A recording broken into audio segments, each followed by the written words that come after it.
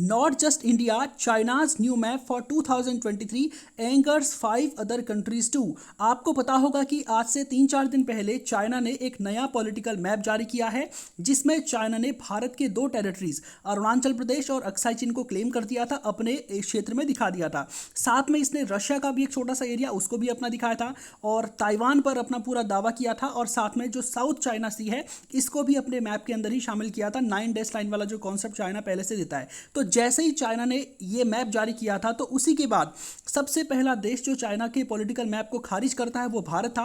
भारत ने कड़ा विरोध जताया था चाइना के सामने कि अरुणाचल प्रदेश और अक्साई चीन भारत के 2 अभिन्न हिस्से हैं। अरुणाचल प्रदेश पूरी तरह से हमारे कब्जे में है और तुम जो मैप जारी करके एक तरह से क्लेम करने की कोशिश कर रहे हो, ये हरकतें छोड़ दो, क्योंकि मैप में शो करने से जमीनी हकीकत बिल्कुल भी बदल नहीं जाएगी। तो भारत एक पहला देश था जिसने चाइना का विरोध किया था। अब भारत की ही राह पर 6 और देश चले हैं, जिसमें से एक तो नेपाल, इसका सुर अलग ही रहता है, वो उसके बारे में आपको बताऊंगा।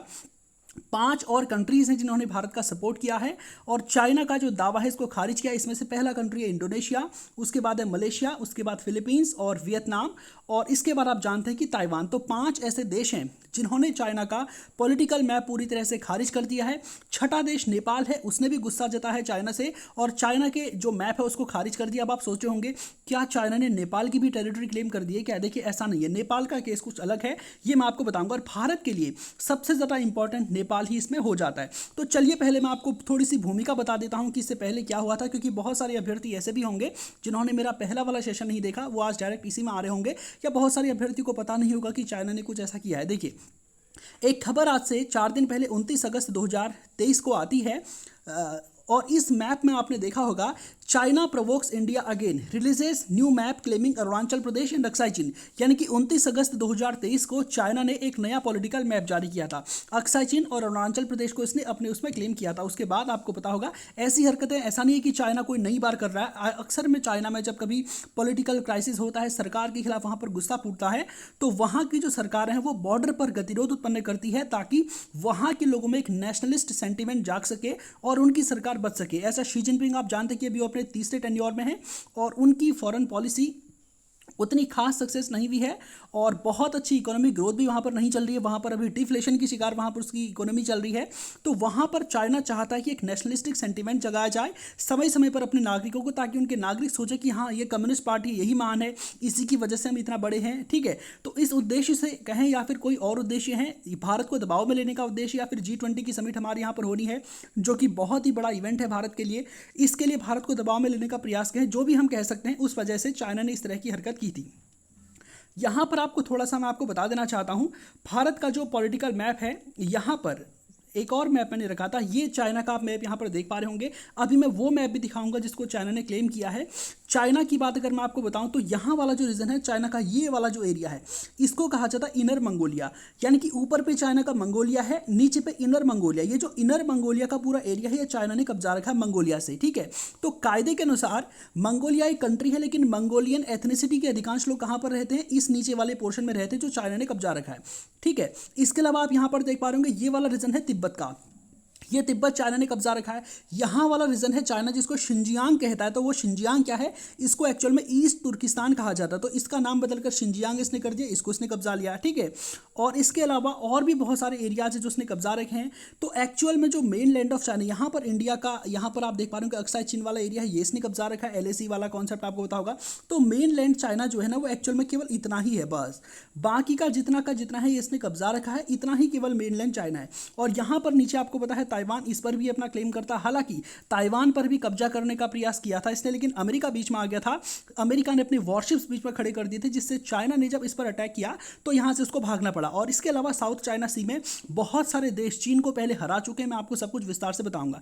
तो यहां पर हर एक कंट्री का हम देखेंगे कि आखिर क्या इशू चल रहा है। सबसे पहले तो इंडिया का ये मैप में क्या है कि यहाँ पर भारत देख पा रहे होंगे, जब ब्रिटिशर्स हमारे यहाँ पर थे तो उन्होंने चाइना की गवर्नमेंट के साथ एक संधि की थी, और उस संधि में ये वाली जो रेखा है ना यहाँ पर, इसको जॉनसन लाइन बोला जाता है। ठीक है, जॉनसन लाइन इसको बोला जाता है। इसको भारत और चीन के बीच में बॉर्डर लाइन मान लिया गया, क्योंकि ये वाला जो रीजन है ना अक्साई चीन का, यहाँ से आगे का, ये काफ़ी प्लेन है और भारत की ओर से जब लगती है यहाँ पर काराकोरम रेंज, और उन काराकोरम रेंज की जो बहुत ही खतरनाक चोटियाँ हैं, इनको पार करके भारत को इस एरिया में जाना पड़ता है। तो भारत के लिहाज से ये एरिया दुर्गम था, लेकिन चाइना के लिहाज से एरिया सुगम था, और चाइना के शिंजियांग प्रोविंस को और तिब्बत को जोड़ने के लिए उसने यहाँ से एक सड़क बनाई थी, जो उसके लिए रणनीतिक रूप से बहुत ज़्यादा इंपॉर्टेंट थी। इसलिए चाइना के लिए अक्साई चिन बहुत ही इंपॉर्टेंट हो गया।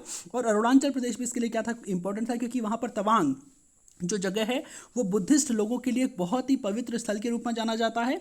और चाइना ने जब तिब्बत को एनेक्स किया था, तो तिब्बत के बुद्धिस्ट लोग इसी रास्ते भारत में आए थे। तो चाइना अरुणाचल प्रदेश को ही नहीं, बल्कि अरुणाचल प्रदेश के तवांग को मेनली कैप्चर करना चाहता था उस समय।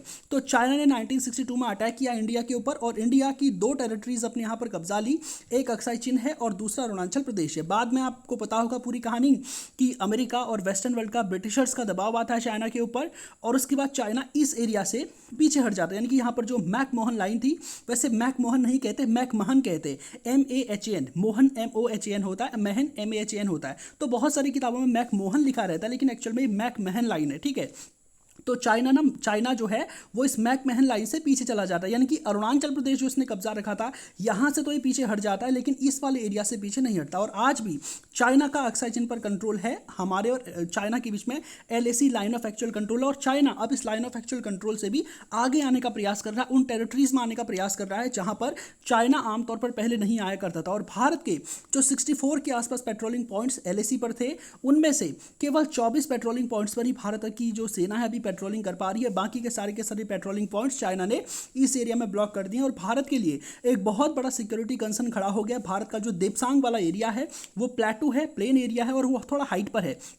तो वहाँ पर चाइना की फोर्सेस खड़ी हो गई हैं, और भारत की सेनाएं जो है अब यहाँ पर निचले एरियाज़ में है। और सबसे बड़ी बात यह है कि भारत का जो दौलत बेग ओल्डी, जो हमारा एयरबेस यहाँ पर था, इसको जाने वाली जो सड़क है वो सड़क इसी देपसांग के नीचे से होकर जाती है, और वो जो सड़क है पूरी तरह से चाइना के फायरिंग रेंज में आ गई है।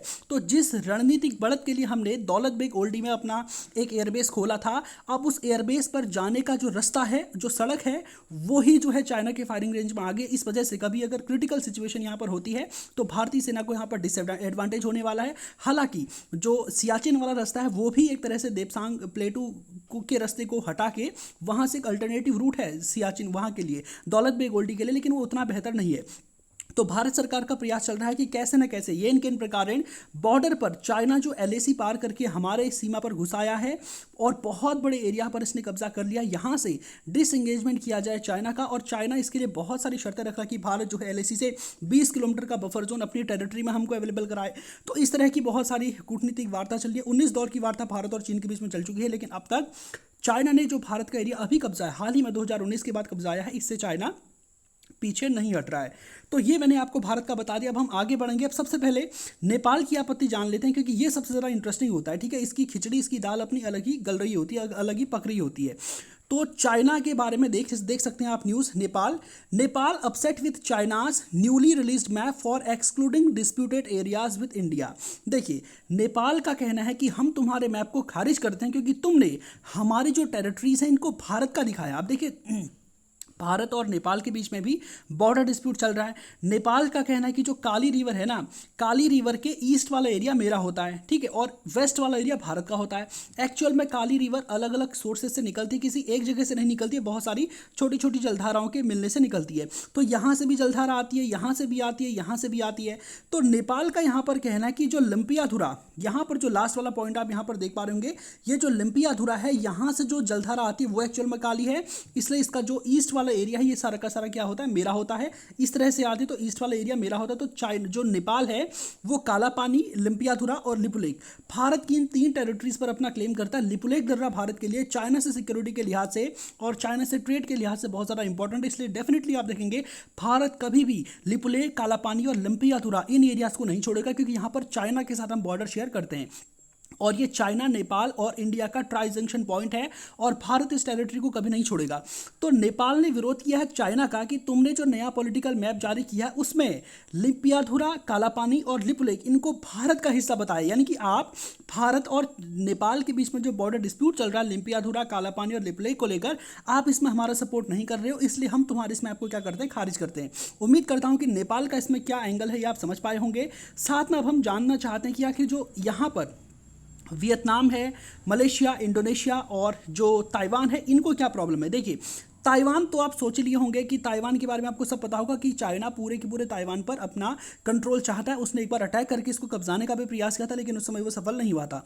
तो एक्चुअल में ताइवान पहले से जो है चाइना का ही हिस्सा हुआ करता था। जब चाइना में सिविल वॉर चला था तो यहाँ पर कम्युनिस्ट वर्सेस डेमोक्रेटिक्स के बीच में वॉर हो गया था, और उसके बाद जो डेमोक्रेटिक्स थे भाग कर वो चाइना की इस आइलैंड पर आ गए और यहीं पर रहने लगे, और यहाँ पर इनका देश बहुत बढ़िया चल रहा है और इन्होंने इतनी ज़्यादा तरक्की की, एक छोटे से टापू पर जो कंट्रीज़ हैं, और पूरी दुनिया जो है इस ताइवान पर डिपेंड करती है सेमीकंडक्टर्स इत्यादि के लिए। और समय समय पर आपको पता होगा कि चाइना इस ताइवान को क्लेम करता है, और वो आगे भी उसने दुनिया के जितने भी देश हैं सबसे वन चाइना पॉलिसी साइन करवा रखी है। भारत भी मानता है कि ताइवान अलग देश नहीं है, ये चीन का हिस्सा है। अमेरिका भी मानता है, और दुनिया के लगभग जितने भी देशों के साथ चाइना के डिप्लोमेटिक रिलेशन से सभी एक्सेप्ट करते हैं कि ताइवान एक कंट्री है, चाइना का ही एक पार्ट है। ठीक है, हालांकि कुछ यहाँ की जो कंट्रीज़ हैं, छोटे छोटे देश हैं, और जो लैटिन अमेरिकन कंट्रीज़ हैं वो ताइवान को एक अलग राष्ट्र क्लेम करती हैं। अदर सारी की सारी कंट्रीज़ ताइवान को जो है चीन का ही अभिन्न हिस्सा मांगती है। लेकिन अब जियो पॉलिटिकल सिचुएशन बहुत अलग हो चुकी है।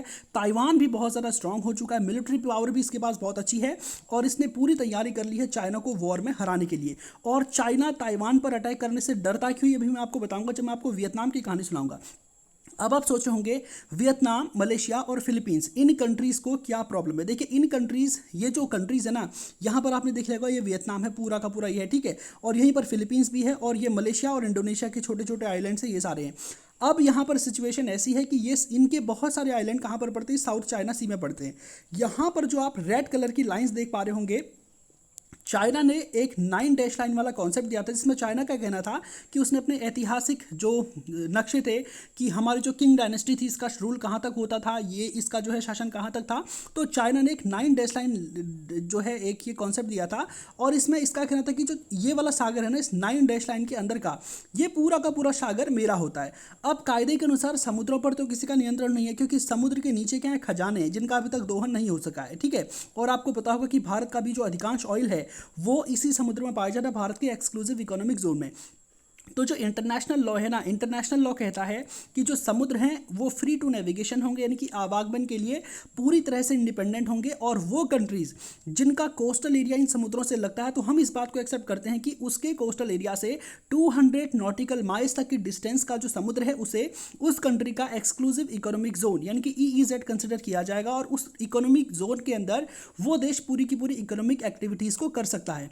तो कायदे के अनुसार चाइना का भाग कितना होना चाहिए, यहाँ से चाइना की जो मेन लैंड है यहाँ से केवल 200 नॉटिकल माइल्स तक का। ऐसे ही फिलीपींस का भी होगा, ऐसे वियतनाम का भी होगा। अब चाइना क्या कर रहा है, इस पूरे के पूरे साउथ चाइना सी को अपना मानता है, इसका कहना है कि ये सारा मेरा। हालांकि ये जो आसियान कंट्रीज़ हैं ये चाइना को हरा चुकी हैं इंटरनेशनल कोर्ट में। इंटरनेशनल कोर्ट फैसला सुना चुका है कि चाइना जो दक्षिण चीन सागर पर अपना दावा कर रहा है ये बिल्कुल बेबुनियाद है, और इसको जो है एक्सेप्ट नहीं किया जा सकता। यानी कि जो आसियान कंट्रीज़ हैं ये पूरी दुनिया के सामने साबित कर चुकी हैं, इंटरनेशनल कोर्ट भी ऑर्डर कर चुका है। और अमेरिका भी, अमेरिका तो क्या करता है, देखिए समय से पर यहाँ पर अपने वॉरशिप्स को लेकर के पहुँच जाता है ताकि चाइना के क्लेम को एक तरह से नकारा जा सके। तो साउथ चाइना सी में वियतनाम और मलेशिया, इंडोनेशिया, इन सब का, फिलीपींस का इसके साथ विवाद है कि तुम साउथ चाइना सी पर क्लेम नहीं कर सकते। साउथ चाइना सी एक समुद्र है, हर एक देश का इस पर क्या होगा, अधिकार होगा। और हमारे जो 200 नॉटिकल माइल्स तक की डिस्टेंस का जो एक्सक्लूसिव इकोनॉमिक जोन है यहाँ पर हम अपनी सारी एक्टिविटीज़ को करेंगे। और चाइना समय समय पर इनके फिशरमैन्स को परेशान करता है, कभी अरेस्ट कर लेता है, कभी इनके बोट हैं उनको डुबा देता है पानी में।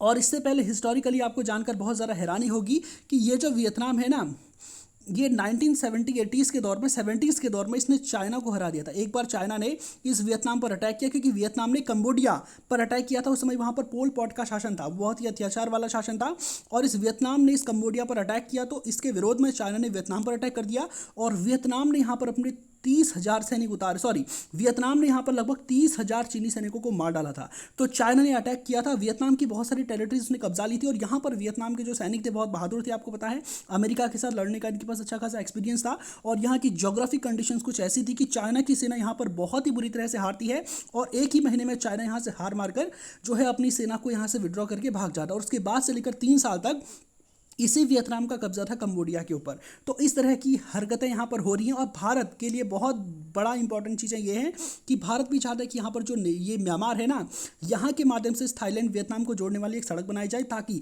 हमारे नॉर्थ ईस्ट में प्रॉस्पेरिटी को सुनिश्चित किया जा सके, वहाँ पर विकास कार्य हो सके।